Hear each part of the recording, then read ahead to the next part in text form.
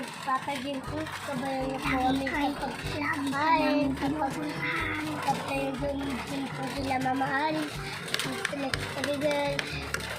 kami pong pamilya.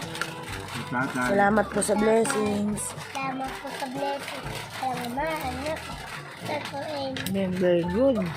Hi guys, welcome to my mini vlog. So for today's video nga pala, samahan nyo nga pala magluto ng adobong manok yung asawa ko. Dahil nga wala nga kami maisip na uulamin ngayong araw at kakaulam nga lang namin ng tuyo kahapon, ay sabi ko nga magmanok na nga lang tayo. Kapag luluto nga pala ng adobong manok ay ginisa-gisa niya nga pala muna yung sibuyas at bawang, at pagkatapos ay sinunod niya naman yung manok. Halo-halo nga lang pala ni Mike ng kaunti yung manok, at pagkatapos niya nga palang haluin, isinunod na nga pala niyang inilagay yung tiniklik niyang paminta. Then hinalo-halo nga rin pala niya yung manok para nga daw mag-coat yung paminta dyan sa nahalo niyang manok, at pagkatapos ay naglagay na nga rin pala siya ng konting tubig. Ewan ko ba kung bakit kakaunti lang talaga na tubig ang nilagay ni Mike. Sabi ko nga dagdagan at para nga maraming sarsa sana yung adobo niyang gagawin. Kasi nga kako yung mga anak niya napakahihilig sa sabaw, baka nga kako maubos na yung sarsa niya at sobrang tagal niyang pakukuluin niya. Kulo nga rin pala niya ng kaunti, at pagkatapos ay inilagay niya na nga pala yung dato puti, barbecue ripik. Ayan na nga rin pala inihalo namin na pampalasa, kasi nga para hindi na nga kami maglagay-lagay na napakaraming toyo at baka nga kako umalat na. Pagkatapos niya nga rin pala halu-haluin yung mga manok, ay sabi nga niya maglalagay pa nga raw siya ng kaunting asukal, at para nga daw masarap ang pagkakaluto. Sabi ko nga sa kanya, bakit pa siya maglalagay ng asukal? Yun nilagay niya nga na barbecue ripik, manamis-namis na yun, tapos nagdagdag ka pa dyan ng toyo. Yan talaga'y umalat, ikaw lang talaga ang kakain yan ha. Pag hindi nakakain yung mga anak mo, malilintigan ka lalo sa akin. Habang siya ngayon nagluluto dito sa loob ng bahay, ako nga pala nagluluto ng sinaing dun sa labas. Buti na lang talaga maaga na nga rin nakapag-in na sinaing. Labas ko na nga rin pala niluto yung sinaing namin, at baka kako hindi na abuti ng isang buwan tong binili namin na super kalan. Hindi tayo malilinti ka, napakalakas pa naman ng bagyo ngayon, hindi tayo makakapangahoy. Ilang minuto nga lang pala pinakuluan ni Mike yung niluto niyang adobo, at una nga pala siya ang tumikim kung ano nga ba ang lasa.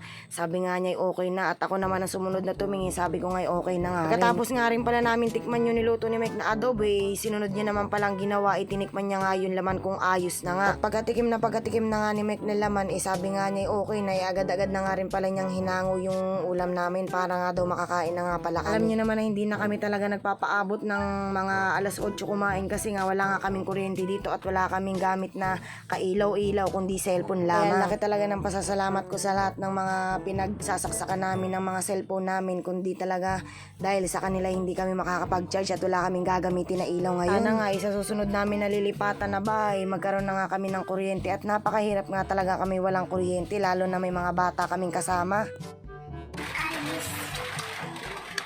Sana po lahat ng tao kumakain sa 10 beses sa isang araw. Papagin ko, kabayan ko kami kapag kain, kapag kayo doon po sila mamahal, kami pong pamilya. Salamat po sa blessings. Salamat po sa blessing. Salamat, anak. That's all. Very good. Bago nga pala kami kumain, pinagdasal ko nga pala yung mga anak ko, at sabi ko nga sa kanila magpasalamat palagi sa Panginoon. At kung di dahil nga sa Panginoon ay wala tayong kakainin sa araw-araw. Siyempre kung di din dahil sa asawa ko na napakasipag magtrabaho, kahit na maulan ay nagtatrabaho pa rin para sa amin. So hanggang dito na lang, maraming salamat sa panonood. Paalam!